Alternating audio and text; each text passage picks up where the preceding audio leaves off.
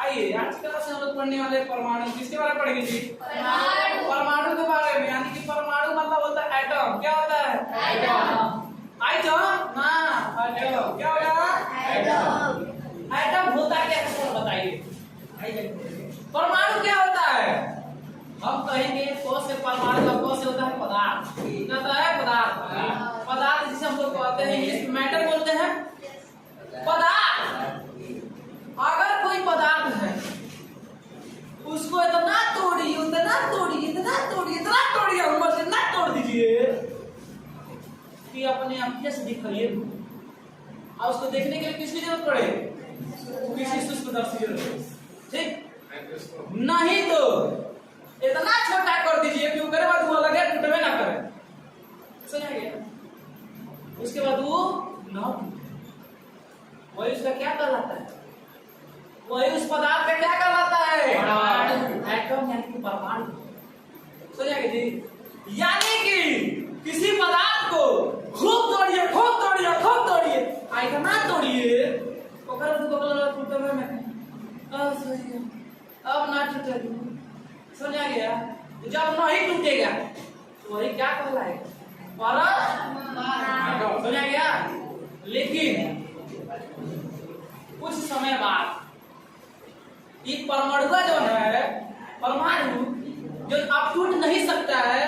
इसी बाद में पता चला ना कि तीन ठोरे इसके अंदर वहां ऐसा तीन इसके कंपाउंड है।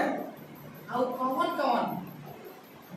इलेक्ट्रॉन प्रोटॉन और क्या है? न्यूट्रॉन। समझ आ गया?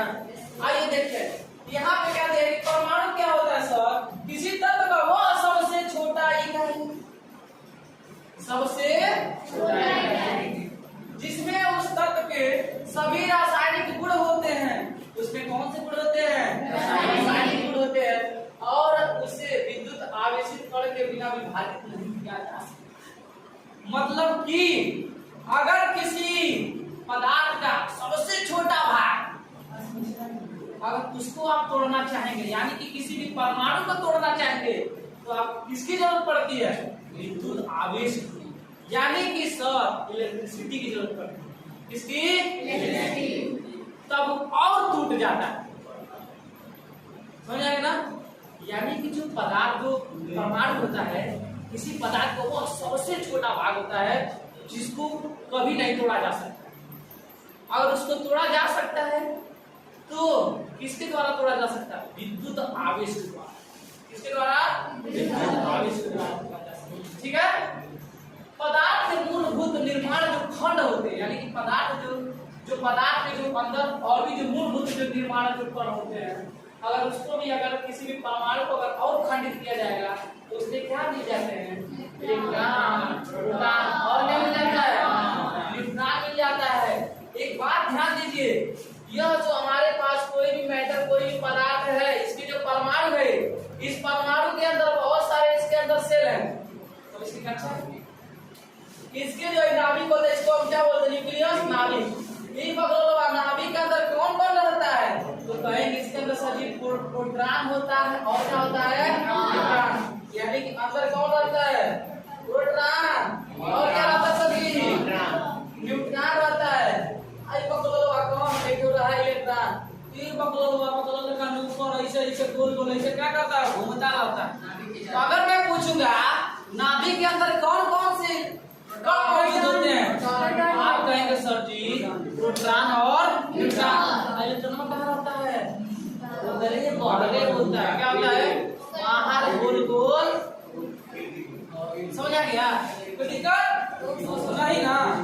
सेम चीज इंग्लिश में an atom is the smallest unit of element। यानी कि जो एटम होता है वो स्मॉलेस्ट यूनिट होता है किसी भी एलिमेंट का। एलिमेंट सबको पता है? एलिमेंट पढ़े हैं ना हम लोग? कितने एलिमेंट्स है जी? किसी एलिमेंट का नाम बताइए। किसी एलिमेंट तत्व का नाम बताइए।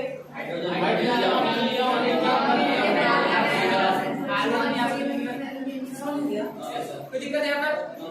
आप लोगों ने जान चुका है कि सभी परमाणु एटम क्या है। समझेगा ना? मतलब किसी को इतना तोड़िए इतना अब ना टूटे। वही क्या करना ओ से छोटा अगर तोड़ना है तो किसकी जरूरत पड़ेगी? इलेक्ट्रिसिटी। Very good. यहाँ पर लिखा गया है विद्युत आवेशित कणों के बिना उसे विभाजित नहीं किया जा सकता है।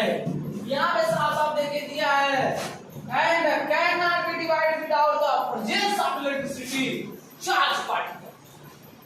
समझ आ गया? समझ आ गया? कोई दिक्कत है? नहीं है? तो क्या आपको परमाणु के बारे में समझ में आ गया? परमाणु क्या होता है सब समझ आ गया ना? कोई दिक्कत? चलिए अब आगे चलते हैं।